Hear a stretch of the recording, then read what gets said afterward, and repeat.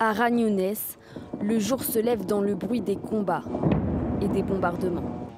L'armée israélienne intensifie ses opérations sur la plus grande ville du sud de Gaza. Elle a ordonné ce matin même l'évacuation immédiate d'environ 20% de Khan Younes, une zone qui abrite à présent 141 000 personnes selon l'ONU. Car c'est ici, dans le sud de l'enclave, que des milliers de Palestiniens ont été forcés de se déplacer ces dernières semaines sur ordre même de l'armée israélienne pour éviter les bombardements dans le nord de Gaza. Mercredi soir, à Khan Younes, au moins 30 personnes ont été tuées dans une frappe israélienne selon le ministère de la Santé du Hamas. De jour en jour, la situation humanitaire empire dans l'enclave. 9 habitants sur 10 sont privés de nourriture quotidiennement.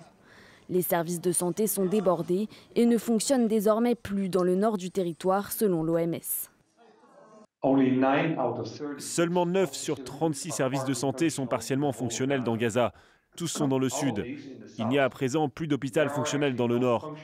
L'hôpital Al-Ali était le dernier, mais il fonctionne à présent à minima. Les patients déjà admis sont traités, mais il n'y a plus de nouvelles admissions. En parallèle, les efforts diplomatiques se poursuivent pour tenter de mettre en place une nouvelle trêve. Le Conseil de sécurité de l'ONU doit se réunir dans la journée pour approuver une résolution visant à accroître l'aide humanitaire à Gaza. Un vote reporté depuis plusieurs jours en raison du risque de veto américain.